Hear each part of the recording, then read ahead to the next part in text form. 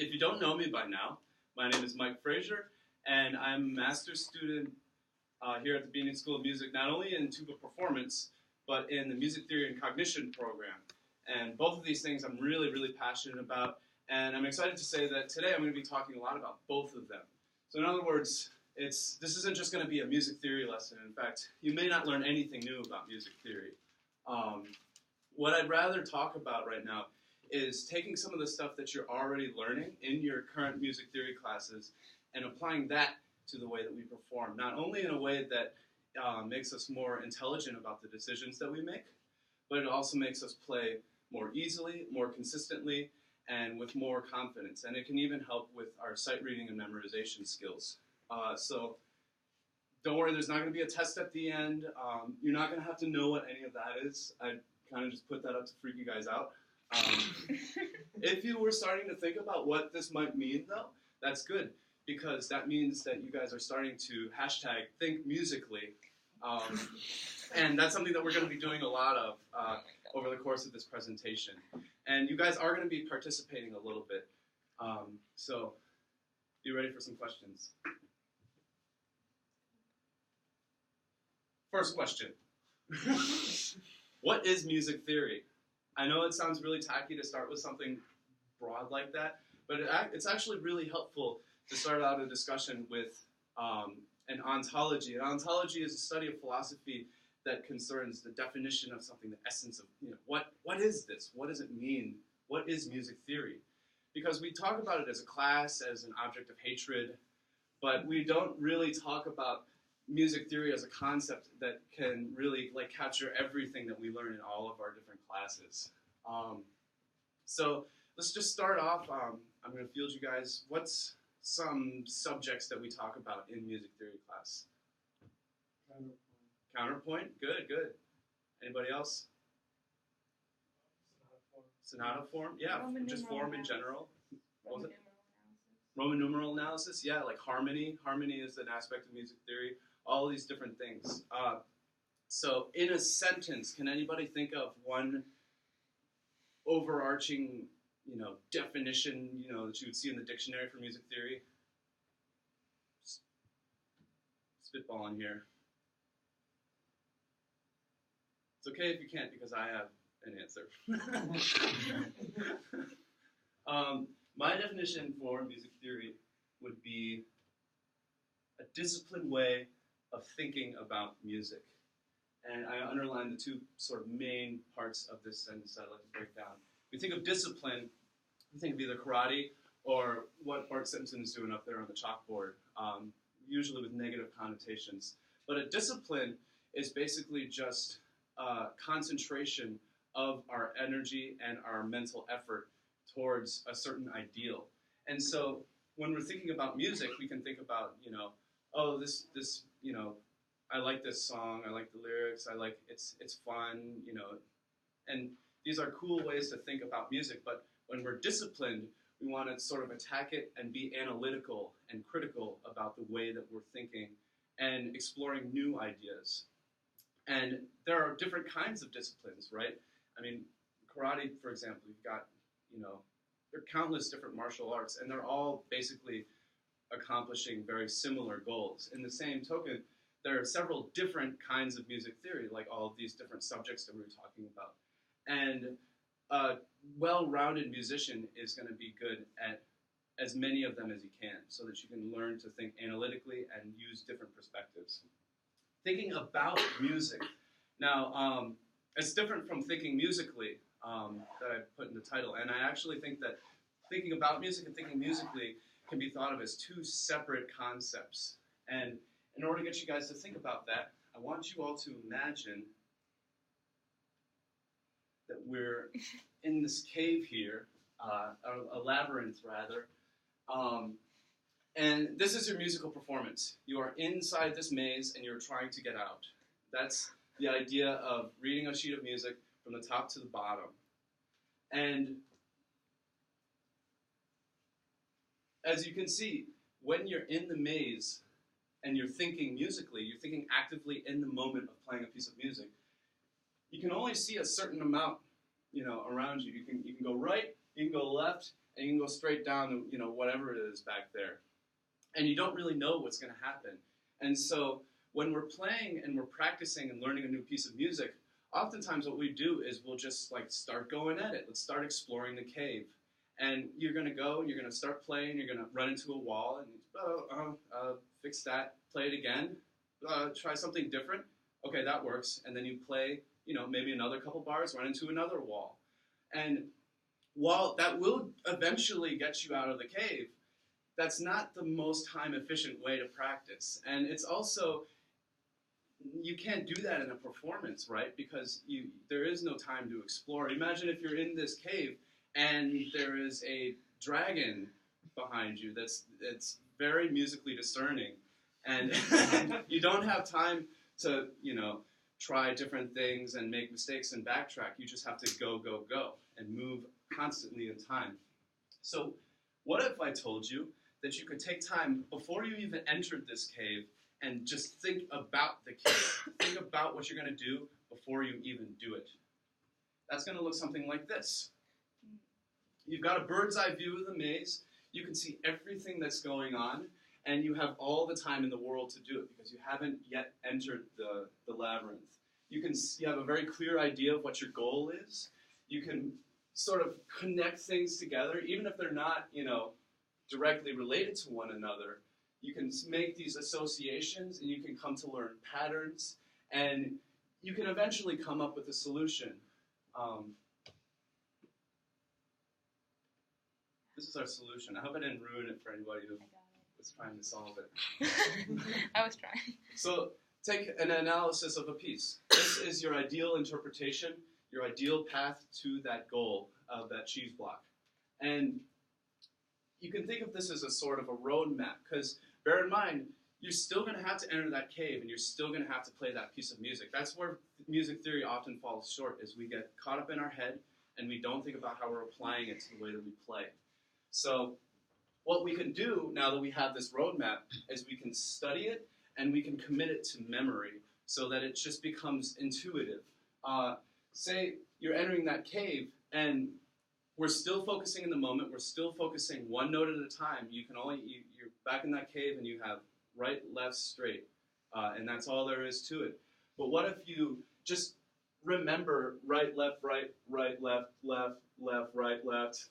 Up here, you're going to make a little like skyscraper figure, and coming up with these patterns that you can then recall when you're actively in the cave, and committing that to your intuitions so that it just happens automatically. That's what thinking musically is not taking the time and saying, oh, well, what was that again? Should I do it this way or that way? It's just boom, boom, boom.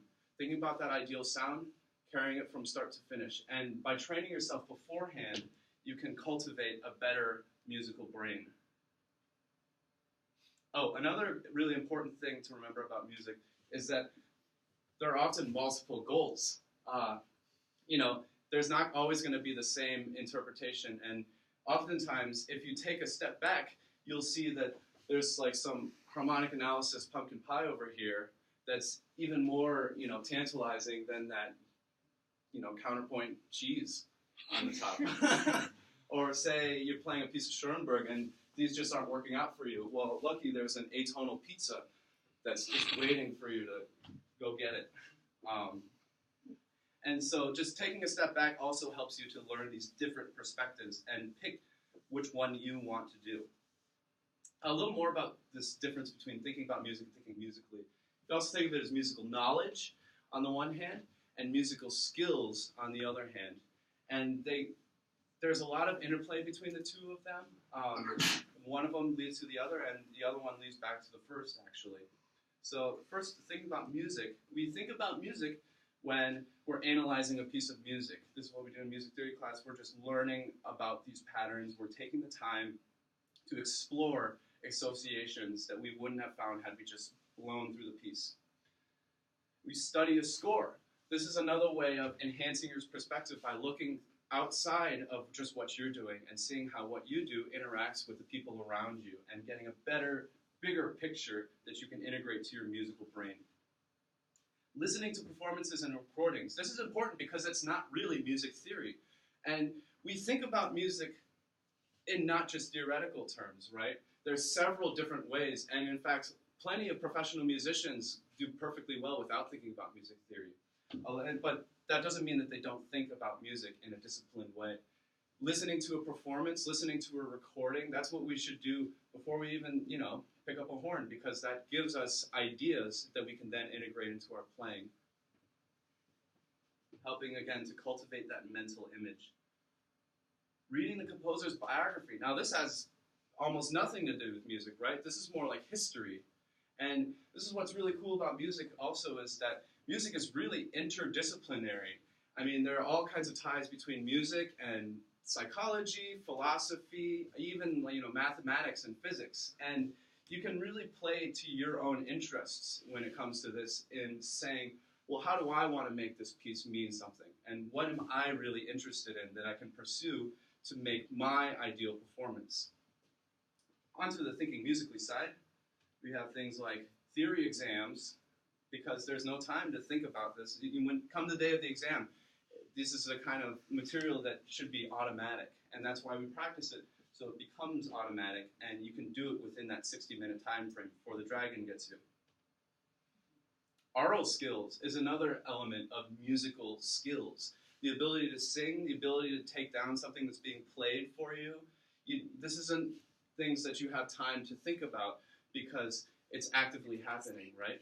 You're either singing something from top to bottom, or you're hearing something being played on the piano, and you just have to automatically do it. You don't have time to stop and think. The ideal sound, this is again what Professor Martin emphasizes every single studio class, is this is what we're thinking about when we're playing, is what is that sound? What is the, what sound you want to be making? And it's something that improves through thinking about music. You can cultivate your musical mind, but come, the performance, that's all there is the sound that you have. And last but not least is scales, because there's a reason why we play scales at quarter note equals 120 with 16th notes, because it doesn't give you time to play a note, think about, okay, what's the note after it? Okay, D, all right, next up is E, and I think F. You can't do that in a pool. You can, but but it's not very effective. And scales are another thing that just have to be automatic, and they actually inform all of our other kinds of playing too, because that's just the language of music. So how do we get from here to here? How do we convert thinking about music and music theory to an ability to think musically? You practice. Constant repetition and repetition and repetition. Again, it's something that is automatic. And this idea of consistency and ease with music theory is the ultimate goal of learning our music theory stuff. It's not just being able to say, well, like, I know what an authentic cadence is, because that's not really going to help you if you can't actively realize an authentic cadence and recognize it just instantly, just by hearing it. And that's something that happens through practice. Now, you guys are probably thinking, okay, well, I'm not going to be able to do that. I can't think of a harmonic analysis of a piece just automatically while I'm playing it, and I'm certainly not just going to keep doing it until I can, because that seems impossible. This is where I'm going to call on my brave volunteer, Knut Essen. I think you're the only one who brought a horn. So I'm going to ask you to play something. Yeah. And I'm going to ask you to not mess it up. Are you willing to take that on? How much am I playing? You'll see.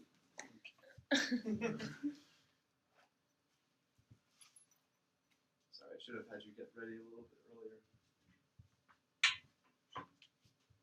Are you ready?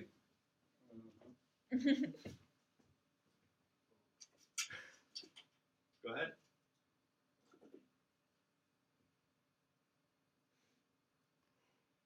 There we have it. That was amazing. And it seems so easy, so natural, but think about the stuff that he was actively, using his brain to encode. You have this weird looking thing here, that's a bass clef. He automatically knows that this is a bass clef. You got 5 lines here. This is the second space from the bottom. That means it's going to be a C. That means I'm going to push down my second valve, and I'm going to breathe in, and I'm going to breathe out, and a sound is going to happen. All of that happened at a precognitive level. He's done it so many times that he's not even thinking about it. What? Second valve? Fourth valve. I need to practice more. But all of this is music theory, actually. Our first music theory lesson was not harmonic analysis, it was learning how to read music. And we usually don't think of that as music theory anymore because it comes so naturally. It's just a skill that we have. And that's the thing about music theory is we think of it as something that's really, really hard, and once it becomes easy, it's no longer theory. And in reality, theory is just the way that we think about music, and the more we do it, the better we get at it. I mean, I think that the theory of factor analysis of, psychophysical properties in flow are really, really hard. But that's why I can't integrate that. I mean, that's the level that I'm at. And we're all at different levels of our music theory knowledge and music theory skill. And they're both two skills, there's a better word, abilities that we work on independently of one another. So enough of me talking. How are we doing on time? Not bad. It's time for a musical example. So I'm going to play a recording for you guys. So figure it out. We're going to be thinking about music. And I don't want you to worry about what you want me or what you think I want you to think about. Just think about what you're listening to. Close your eyes if you want to. There's going to be a picture up here, and just let your mind go wherever it does. But notice where your mind goes.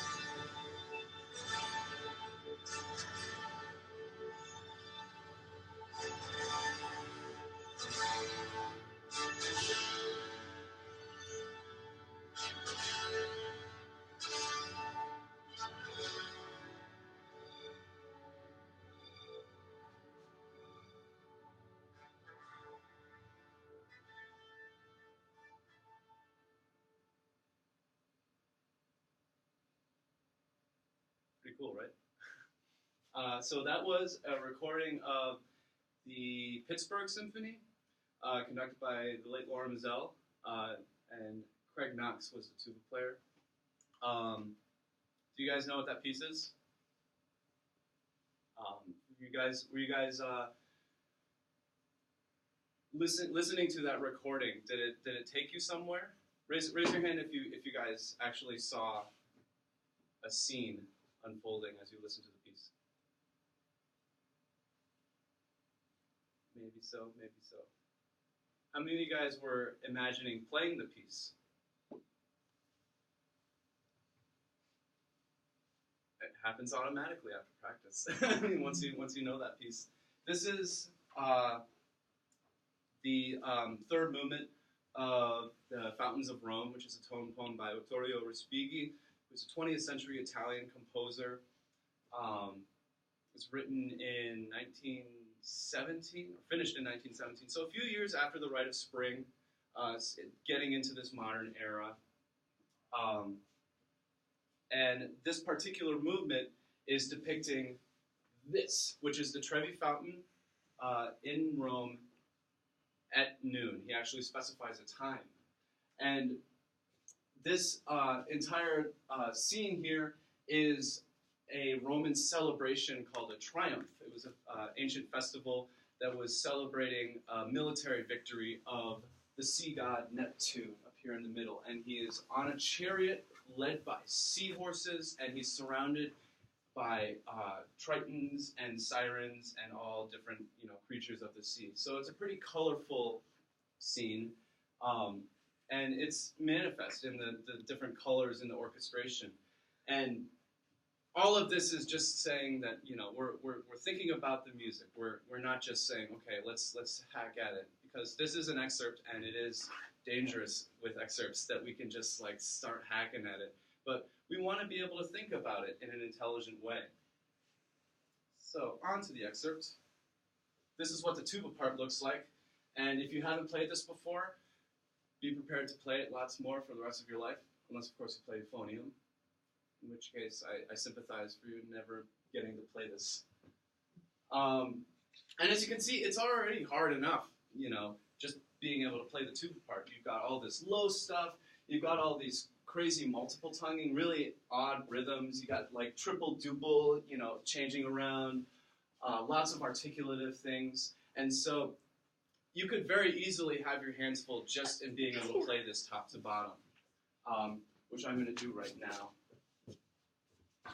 just to demonstrate.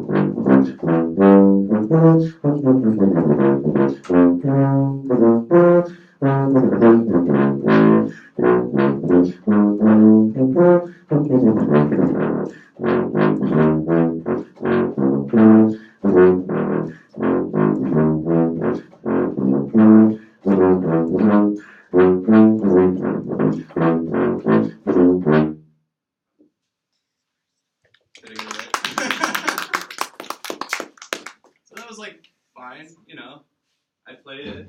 I kind of got the low notes. I probably should have emptied out my spit valve, but that's okay. But where do we go from there? Now that we have all the technique down, what are we going to do to make this one step ahead of everybody else who's going to be playing this? Because oftentimes we're expected to play this somehow just a step higher than 300 other people who are also playing this, who may also have a really good low range and just be perfectly competent at playing this. And we can do that by being disciplined about the way that we're thinking musically and thinking about music. This second half is actually, I think it's a little more intuitive because it's more of a melodic line. We actually have the melody in this part, and so you can just think of a melody. And we as human beings have a pretty good instinct for melody. So I really want to focus on the first half here, the first two systems of just oompas up and down. What do we make of this? I mean, it's enough to say that, it's a bass line, we're supporting the orchestra, and we just have 5 ones going on. But, what's fascinating about that? What's enthralling about your performance? Playing this by yourself that's going to make it somehow better than everybody else who's doing it. And we can do that by doing this overhead view and thinking about what's going on. And another thing, these random G sharps. Like, what's the deal with that? Well, we're going to get into that, actually. So, like any good detective, we're going to start by looking at the score and hearing what's going on in the context of what we're playing. So, this is a lot to take in at once, especially being a Respighi score. There are a lot of instruments that just, and they're really not that important. So I want to boil this down into the stuff that's going to directly pertain to what we're doing when we're playing. So first off, do you guys see any parts that are similar to that 5/1 bass line in the tuba? The bass trombone. The bass trombone, yeah. And in fact, you can see the tuba is just in the same staff as the trombone, and that happens often in musical scores, and it should tell you that we're usually playing with the trombones. We've also got the contrabass playing down here. We have the organ. The pedals are doing that, and in addition, the organ is going to be playing chords, which gives us a harmonic background, and it's really easily laid out. Normally you have to pick it in between, different parts in the score, but for our convenience, Respighi has laid it out right here in the organ where you can't hear it, but you can certainly see it. What else? Where's the melody here?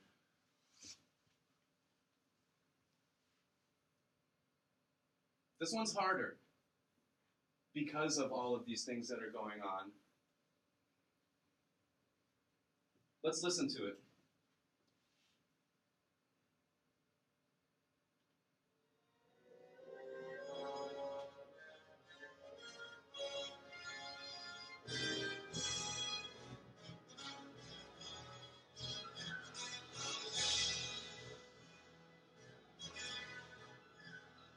Does anybody have it yet? Yep, the trumpets have the melody, and they actually pick it up from us. We started off, the tuba and the trombones started off, and the trumpets sort of take it from there. So I've taken all of this information that we've just discovered about this score, and I've done all the legwork in boiling it down to something that we can actually interpret here. So this is the organ part. The organ's playing our bass line here. We pick it up here, and we start off playing with the trombones you see on that top staff, and the trumpets, the first two trumpets, play the rest of this melody. So from here, we have something that we can actually analyze rather than the 5/1, 5/1, 5/1. I mean, that's one thing, but we can actually, with a couple of extra parts, we can start to come up with a little more of a disciplined interpretation. So the first thing I want to show you guys is that when we're playing this excerpt, it starts here, right? Or, aside from that. And it's tempting to think that this is the first downbeat. 5/1, 5/1, 5/1, 5/1, and 3, and 3, and 4, and 4. And you're going to realize that you start to have really weird, random G sharps that don't seem to line up with it. Well, what if I told you that if we look at the melody, da da da da da da da da da da da da, that is the beginning, and you can probably remember, if not, you can listen to it again in your own time. That is where we begin with our first phrase. So this is actually just one big pickup to this downbeat. So we can work from here as 1, 2, 3, 4, 5. We have 5 iterations of that da da da da da, starting with the bottom note instead of the top note. And if we look at this 5th one, the trumpets finish the melody by that point. So we're really just looking at an 8-bar phrase with a little bit of a lead-in, And then just like an extra 2 bars to help set us up for the next part, which, as you might remember, is a bunch of really fast, tonguing, hard stuff. And we want to be prepared for that, right?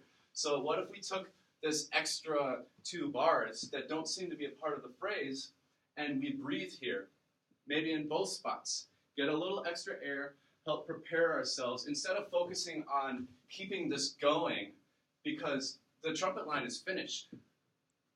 We can actually take a little bit of time and be a little more liberal with our breathing so that we'll be ready for what comes next. Onto the G sharps. Look at what the organ has here. We have E, G sharp, B, E, which is what chord class? E major. E major, yeah, good job. So we had that for a while, and that would make sense, right? Because we have 5, 1, 5, 1, 5, 1 in the key of E. But what do we have here when the organ actually changes one note? We have E, G sharp, C sharp, E. C sharp minor. C sharp minor, yeah, in first inversion. So not only are we looking at this now as the third of the chord, so that has some intonation ramifications, right? And we should think about it differently in that respect. But it also explains why we have these G sharps instead of Bs. He could have moved up to the C sharp, but he chose that G sharp, which might be the reason why it sounds kind of weird, because it's actually the third of the chord. But what it is in C sharp minor is the fifth of the chord. So what we've got, let's break it down. We've got E, E, C sharp first inversion, E, and then another C sharp first inversion. So let me.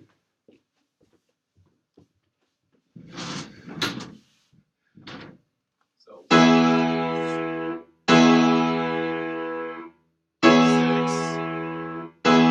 6.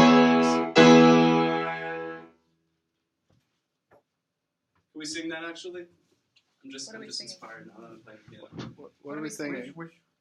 Let's sing 1. Yeah, let's do that. Let's sing 1 or 6 when you think it is 1 or 6. And this is the tempo. 1, 2, 3, 1, 2, 3, ready, and go. Louder. Ready? 1, 2, 3, 1, 2, 3, ready, and play, sing.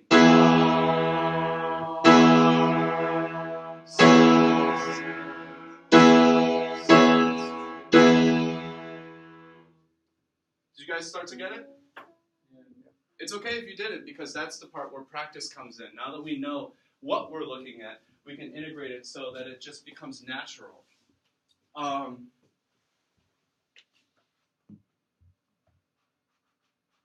why don't I play it again? With this in mind. And let's recall what we've learned about this so far is that instead of the downbeats being here on the high note, they're actually down here because it lines up with the beginning of the melody, and that we actually have justification for these G sharps because they sort of make a harmonic rhythm in 1, 1, 6, 1, 6, 1 in a general scale. That's our harmonic roadmap that's going to take us to the G's.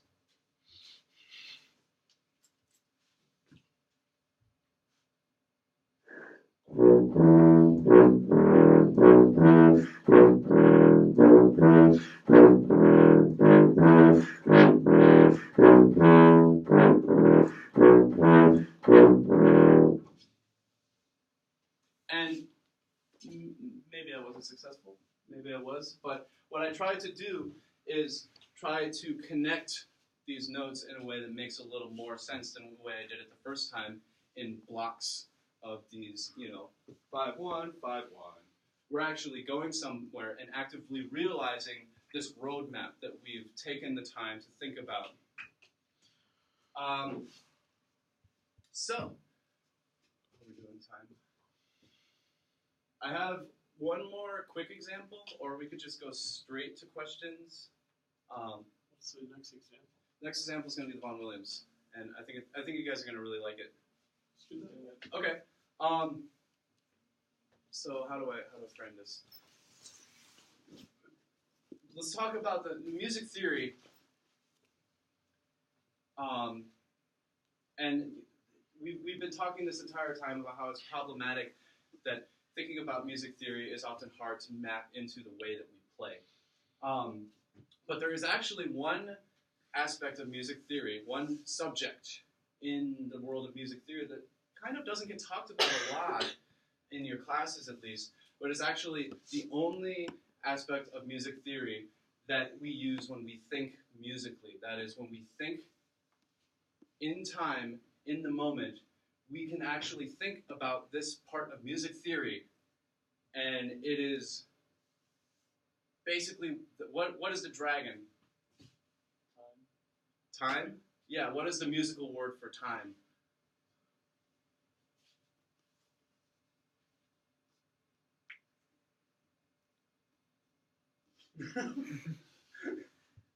It's rhythm. And we don't talk about rhythm in music theory all that much. But it is music theory, right? It's proportions of notes and durations, but we think about it actively in time. It's the way that a piece of music will pay respect to the fact that it has to keep moving. And that's where harmonic analysis and counterpoint and all of these parts of thinking about music actually meet an active performance. So we're going to talk about Vaughan Williams. This is the second movement. Excuse me.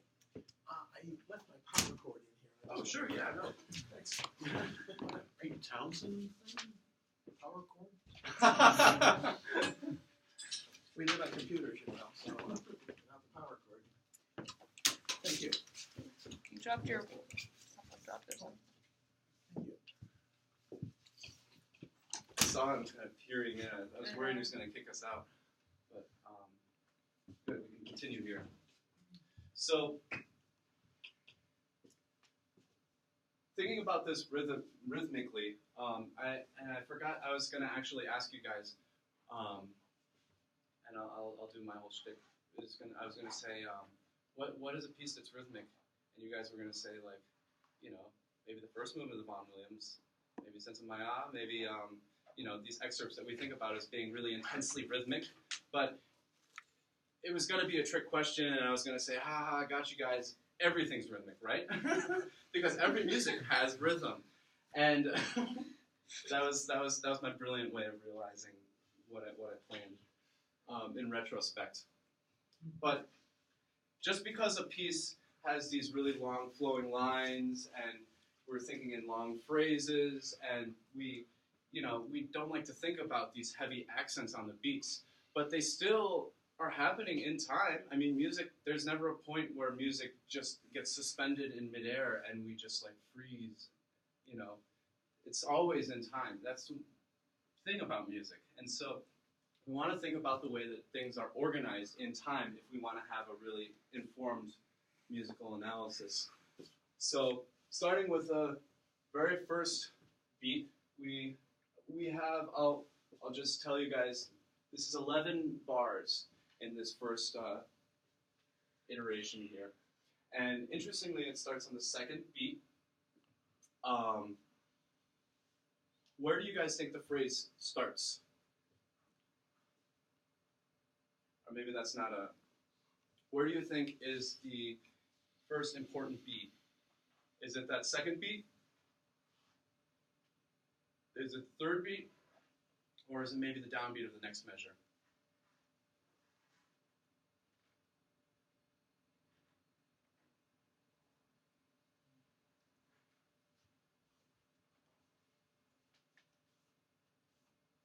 Any guesses? Madison? Measure after that. Yeah. This seems like a pickup to me, right? And we have, you know, D in the piano, D major is the key that we're in. So we're still landing there. There's not like something going somewhere else. We haven't initiated any harmonic motion yet. So think of that first, those second and third bars or beats as a pickup. And we can emphasize that downbeat to actually show the audience that this is where the phrase begins. And it's important that we not only know what the rhythm is because we're looking at a piece of music, but we want to be able to emphasize it in a way that is communicable to a listening audience. And that is where music theory can be communicated to an audience, not through giving them a paper before you start playing and saying, well, this is my superior analysis, you can read it on your own time, but I'm going to play it now, and you just know that this is what I'm thinking about when I'm playing. You want to be able to take your theory, and you want them to just hear it. You want them to hear something right about what you're doing because you took the time to think about it. And so emphasize that downbeat a little stronger than you thought you might, just reading it with a sheet of music. What else can I talk about that has to do with rhythm here? Just keeping this general triple rhythm is key, as is in any piece of music that is in triple meter. Sometimes you can actually find shortcuts that are based on the rhythm that are good ways of analyzing a piece of music. Like, there isn't a great example here, but if you have a note on an important beat that is actually the same as the note before, so you got plenty of that. Like here, here, it happens quite a lot actually. You want to emphasize that because when a composer repeats a note onto that strong beat, it is usually either a suspension or some other kind of tense moment where that first note is actually leading to the second note on the downbeat. So without even looking at the piano part or at the chords or some of the stuff that we talked about in the fountains when we were thinking about music, we can just sort of automatically apply some of these rules and they will actually make for a more convincing musical performance. You guys want me to play it? Yeah. I guess I brought my tuba for it.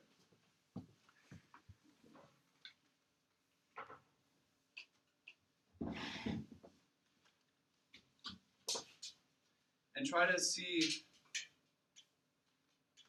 maybe evaluate whether or not I'm actually doing what I'm saying. And emphasizing these downbeats. And just listen to it as someone who's never heard this piece before and hear if you can actually tell where the meter is so that you're actually grounded in the musical moment.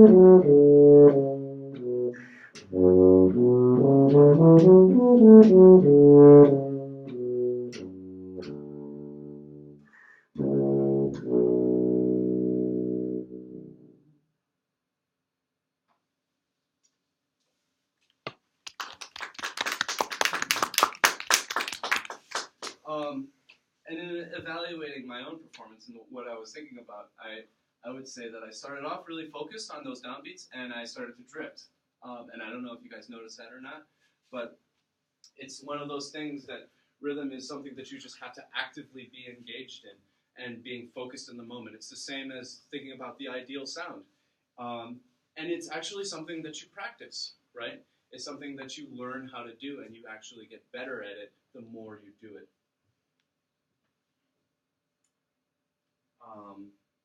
Conclusion. This is another scary graph.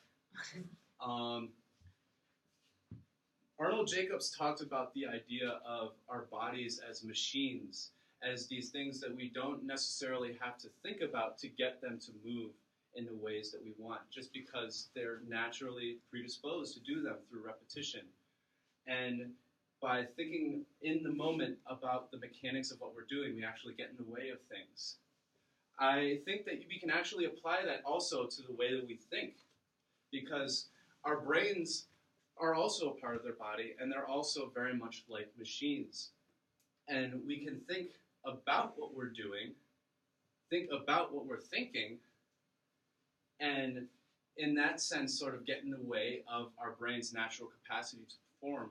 Or we can come up with these ideas through critical analysis, through engaging different perspectives on music, and then train through repetition to the point that our mind is able to just automatically play the same way that we automatically, know how to articulate a note without having to think about what our tongue does or our lips or our air. It just happens. And so I guess ultimately what I'm saying here is that everything that you're learning in your music theory class has been selected particularly for this curriculum at this prestigious university because of the fact that it is directly applicable to the way that we think when we play music. And it is a sort of way of describing the patterns that arise in this real music that we play. And just like there are all different kinds of music, there are all different ways of thinking about that music. And the more we learn, the more we engage or expand our horizons, the more able we are to come up with something very interpretively sound and something that we agree with, something that we can think about easily, and something that we are passionate about. And that will then give us the motivation to practice it and practice it and practice it under that specific formula until it just becomes automatic. And that is when we start to think musically.